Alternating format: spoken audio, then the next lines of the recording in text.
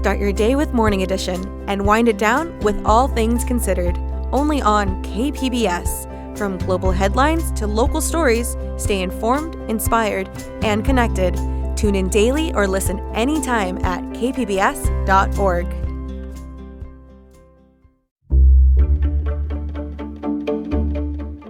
Good morning, I'm Debbie Cruz. It's Thursday, June 10th. An immigration court observer was detained by ICE after court this week. More on that next. But first, the headlines.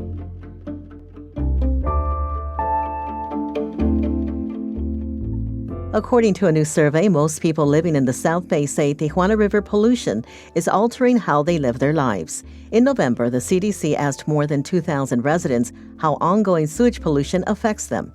It found most people, 70%, are drinking bottled water, with just 21% saying they drink from the tap. 67% say they don't believe the area is safe to visit, work, or live. The county says the survey will inform its actions moving forward, including sharing more information, education, and health service resources with residents. San Diego Unified is banning cell phones. Beginning with the first day of school in August, students won't be able to use their phones unless there's an emergency. But not everyone will have to be offline all the time. High school students will still be able to use their devices between classes and during lunch. The district approved the ban this week, saying it's following state guidelines that go into effect next year. The city is relaxing its ban on digital-only grocery coupons in response to retailer backlash. The ban is meant to help seniors, people with disabilities, and others who are not tech-savvy have equal access to discounts. According to the Union Tribune, it's the first such ban in the nation. The relaxed rules were approved last week and will allow retailers to stop short of printing digital coupons as long as they provide some means to access them. The change also includes a carve-out for coupons offered under loyalty and subscription plans. The City Council is also delaying the ban from going into effect from July 1st to October 1st. From KPBS, you're listening to San Diego News Now. Stay with me for more of the local news you need.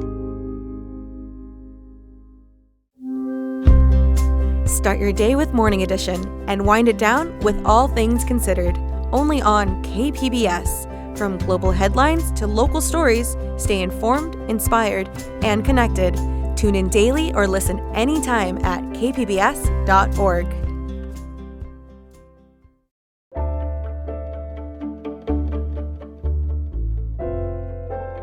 A volunteer legal observer says she was left bruised after being detained by ICE agents in San Diego's federal immigration court this week. KPBS video journalist Matthew Bowler says she's accused of pushing an ICE agent. That was the moment an ICE agent accused Barbara Stone, a volunteer legal observer, of pushing her. Stone volunteers as a legal observer in San Diego's immigration court. The 71-year-old grandmother of two says her job is to observe and film, not to interfere. And I had my phone up in the air, and they started chasing me. You want to file charges? Which officer does? Sure, yeah. Yes. Hey, detain that lady. The agents followed Stone down the hall and handcuffed her. Now at home, Stone has bruising on her wrists and on the back of her arm. She says it's from the handcuffs and where an agent grabbed her when she was detained. Stone says she won't let her detention stop her volunteer work. And whatever I can do, I want to do. KPBS contacted Immigration and Customs Enforcement, but did not receive an immediate response. Matthew Bowler, KPBS News. It was a packed house and a split vote yesterday at the County Planning Commission's hearing about the controversial Cottonwood sand mine project in Rancho San Diego. Reporter Alexander Nguyen tells us what's next. The vote was split 3-3, and under the county administration's code, that means the project is denied. But it also means the developer can appeal to the Board of Supervisors. Rancho San Diego residents were relieved that the project was rejected by the Planning Commission. Barry Jantz is with the group Stop Cottonwood Sand Mine. We don't anticipate this is the end. We anticipate that the applicant will appeal. I think there's a 10-day or so process to appeal, and then this will be going to the Board of Supervisors within the next couple of months. Residents raised concerns about traffic, noise, and health issues related to mining operations. Developers and the building industry say they need the sand for the mine to produce aggregate for construction without a high cost. Alexander Nguyen, KPBS News.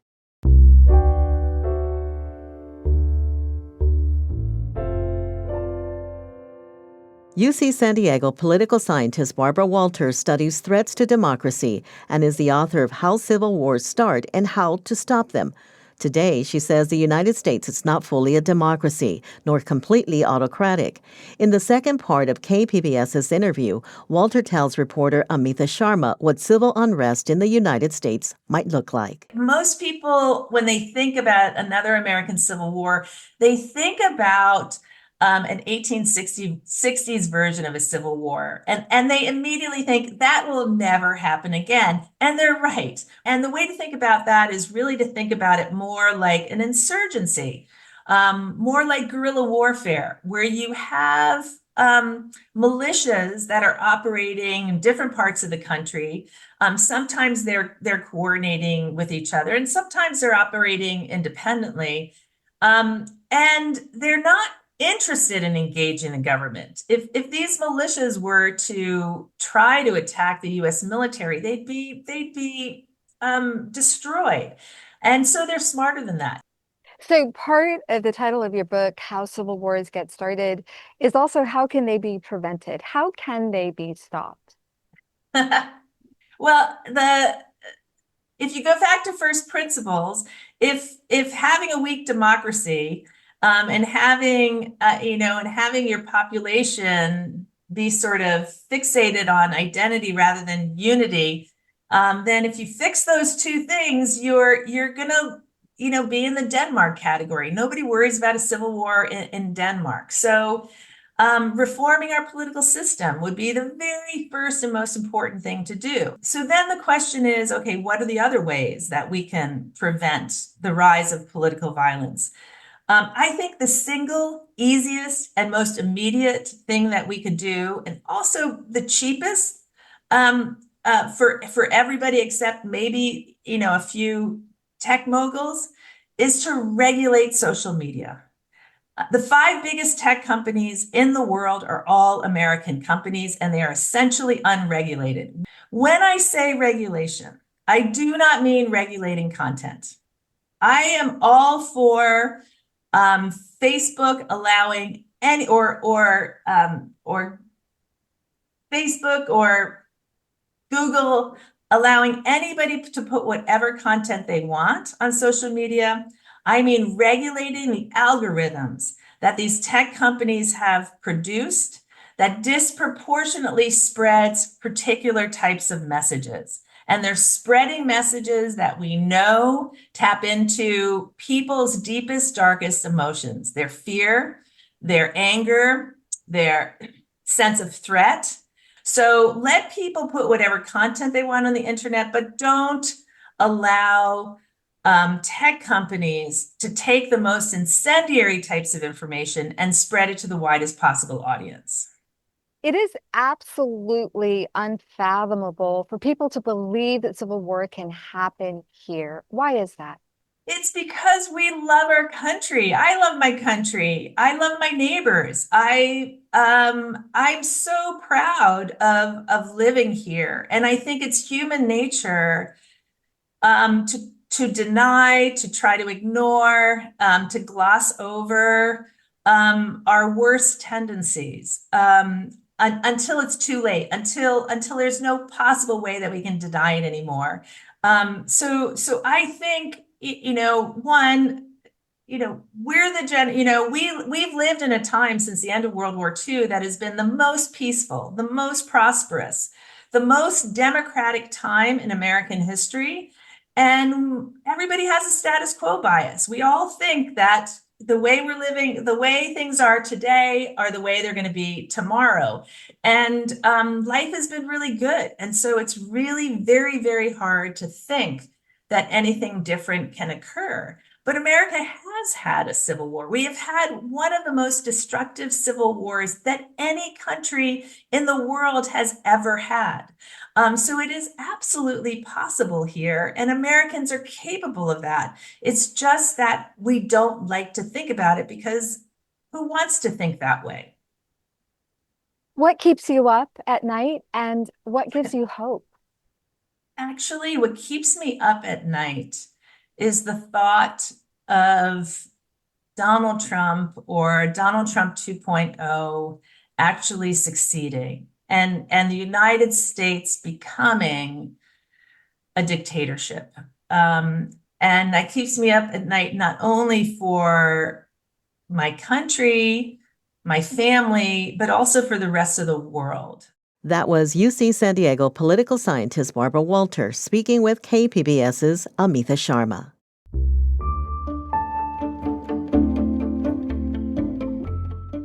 Schools in the county have lost tens of thousands of students over the last decade. It's part of a national trend that has forced difficult decisions in many districts, and according to some projections, it may only get worse in the coming years. In our Why It Matters segment, Voice of San Diego's Jakob McWhinney explains. For many years, San Diego County's population grew steadily, and school enrollment also increased year by year. But that's no longer the case. After peaking in 2018, school enrollment has declined rapidly. There are now thousands of fewer students in local public schools than there were just 1 decade ago, about 27,000 fewer to be exact. Put simply, there are fewer kids in San Diego County than there used to be, and there are a couple of reasons for that. For one, people have just been having fewer children. The number of kids born in San Diego County has dropped by nearly 20% over the past decade. Also to blame is San Diego's rising price tag. The cost of everything from housing to utilities has increased steadily, a pattern that's likely driven many families with children from the region. And while schools can't control these factors, the impacts on them have been massive. Schools are funded partly based on enrollment, so those declines could be a big blow to budgets. And the pain may not stop anytime soon. California's Department of Finance projects that by 2044, enrollment at San Diego County schools will have dropped by about 112,000 additional students. Declines of that magnitude could reshape the county's educational landscape and lead to a whole lot more closed schools. For Voice of San Diego, I'm Jakob McWhinney, and that's why it matters. The EPA says it has reached a settlement agreement with Gateway Energy Storage. The company runs a battery storage facility in Otay Mesa that caught fire last year. SciTech reporter Thomas Fudge says the EPA deal may reveal how it views storage of renewable energy. Lithium-ion batteries in the Gateway facility caught fire in May of last year and burned for about 2 weeks. The EPA said its settlement requires the company to conduct environmental monitoring during all battery handling, but EPA Administrator Josh Cook went on to say he was alarmed by fires like this, and the broader battery storage fire issue, quote, requires additional attention and EPA enforcement, end quote. Battery facilities like this one store solar energy so it can be used when the sun doesn't shine. Jason Anderson with Clean Tech San Diego pointed out the Trump administration has been opposed to renewable energy goals, and he says the tone of Cook's comments were clearly negative. What the EPA administrator is saying as it relates to this particular project may not necessarily be about this particular project, but more about the opinions of the administration on renewable energy. Gateway's parent company said the EPA settlement instructions are nothing new. A spokesman quoted in the Union Tribune said a thorough testing of all the batteries at the facility was completed earlier this year. Thomas Fudge, KPBS News. In a story that aired Monday about San Diego Pride, we did not include appropriate context. As we reported, some groups are boycotting SD Pride. They say that's because Kehlani, an artist headlining the Pride Festival, made expletive-laden statements against Israel and Zionism. Many view these statements as anti-Semitic. That's it for the podcast today. As always, you can find more San Diego news online on kpbs.org. I'm Debbie Cruz. Thanks for listening and have a great Thursday. These days, there's so much news, it can be hard to keep up with what it all means for you, your family, and your community. The Consider This podcast from NPR features our award-winning journalism. 6 days a week, we bring you a deep dive on a news story and provide the context and analysis that helps you make sense of the news. We get behind the headlines. We get to the truth. Listen to the Consider This podcast from NPR.